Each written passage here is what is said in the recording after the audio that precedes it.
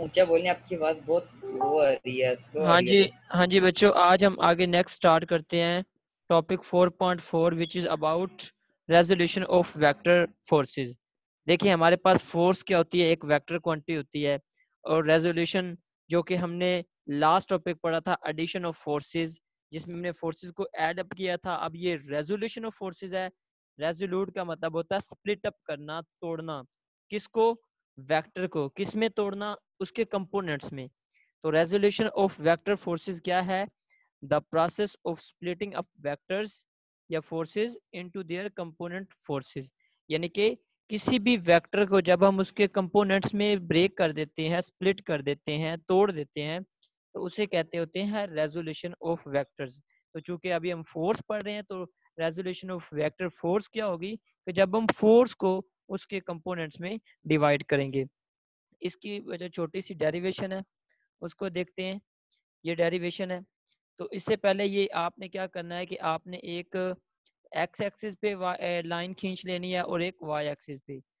अब आपने क्या करना है कि इसके अंदर एक वेक्टर को प्लेस कर देना। ये फोर्स का वेक्टर है। चूंकि हम फोर्स की स्प्लिटिंग पढ़ रहे हैं, इसलिए रेजोल्यूशन फोर्स की पढ़ रहे हैं, तो हमने फोर्स को ले लिया एक वेक्टर, जिसको मैंने रेड लाइन से शो किया है। अब बच्चों देखिए, हमने इसको स्प्लिट अप करना है इनटू इट्स कंपोनेंट्स। तो कंपोनेंट्स का मतलब है ये यहाँ पे एक वेक्टर आ रहा है, ड्रा कर रहे हैं, तो इसके कंपोनेंट्स एक ये वाई एक्सिस पे बनेगा। इस तरह आपने डॉटेड लाइन से शो कर देना है। इसी तरह आपने ये डॉटेड लाइंस यहाँ पे भी लगा लेनी है एक्स एक्सिस के अराउंड। ये हमारे पास ये एक एक्स एक्सिस के अराउंड हो जाता है कंपोनेंट, और एक वाई एक्सिस के अराउंड हो जाता है। तो जो हमारे पास एक्स एक्सिस के अलोंग होगा उसको हम एफ एक्स कह देते हैं, और जो वाई एक्सिस के अलोंग होगा उसको हम एफ वाई का नाम दे देते हैं। इसी तरह आपने इनको पॉइंट्स दे देने हैं ओ ए बी। अच्छा बच्चों, चूंकि हम फोर्स को स्टडी कर रहे हैं, तो हमारे पास फोर्स के लिए हम जो है वो उसके कंपोनेंट्स की फॉर्म में उसको कैसे लिखेंगे? तो सबसे पहले हमारे पास वेक्टर फोर्स का क्या है, ओ से लेकर ए तक हमारे पास एक वेक्टर है, ओ से ए तक, उसको हमने लिख लिया ओ ए। आगे हमने इक्वलिटी का साइन डाला, तो ये किसके इक्वल है? अगर हम ए बी को यानी इस पोर्शन को और इस पोर्शन को ऐड करें ओ बी को, तो हमारे पास वो फोर्स के इक्वल है। यानी ओ ए किसके इक्वल है? ओ बी बॉस। प्लस ए बी, यानी O B plus A B. अब ओ से ए तक हमारे पास क्या है? ओ से ए तक फोर्स है, तो इसको हमने लिख लिया F is equal to, F के ऊपर आपने एरो लगाना है क्योंकि ये फोर्स एक वेक्टर क्वांटिटी है, इज इक्वल टू। आगे है ओ बी, ये ओ बी किसके इक्वल है? ओ से बी तक हमारे पास एफ एक्स के इक्वल है, तो आपने एफ एक्स लिख लिया। इसी तरह ए बी जो है हमारे पास, ये किसके इक्वल है? एफ वाई के, तो हमने ए बी को एफ वाई लिख लिया।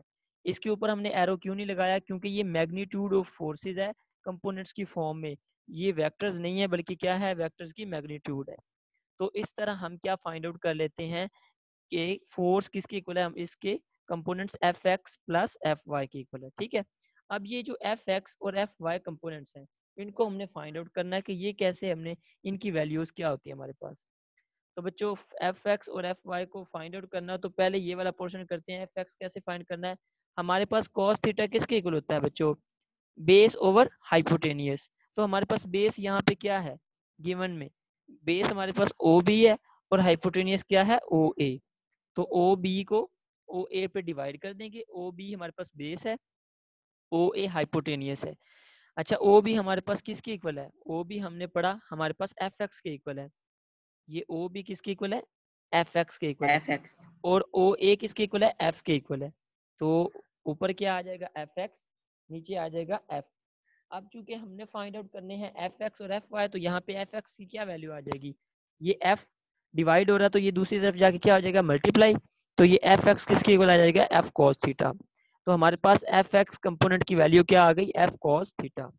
इसी तरह साइन थीटा, जब हम इसका फॉर्मूला ब्रेक करेंगे, तो साइन थीटा किसके इक्वल होता है? हमारे पास परपेंडिकुलर ओवर हाइपोटेनियस। परपेंडिकुलर हमारे पास यहाँ पे क्या है?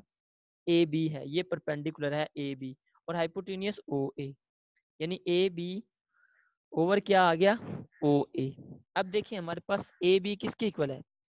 ए बी हमारे पास किसके इक्वल है? ए से बी तक हमारे पास एफ वाई के इक्वल है, और हाइपोटेनियस एफ के इक्वल है। तो हमारे पास क्या आ जाएगा? ऊपर आ जाएगा एफ वाई, यानी ए बी एफ वाई के इक्वल है, ओवर ओ ए एफ आ जाएगा। तो सेम एज इट इज जिस तरह हमने इस साइड वाले से राइट साइड की तरफ जब हमने किया था, तो हमने एफ एक्स की वैल्यू को फाइंड आउट किया था, तो इसमें हम एफ वाई की वैल्यू फाइंड आउट करेंगे। तो हमारे पास एफ वाई की क्या वैल्यू आ जाएगी, एफ जो है नीचे डिवाइड हो रहा है तो दूसरी तरफ क्या हो जाएगा, मल्टीप्लाई हो जाएगा। तो एफ साइन थीटा हमारे पास क्या आ गया, हमारे पास एफ वाई कंपोनेंट आ गया।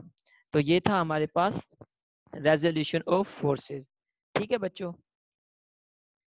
जी सर। जी सर।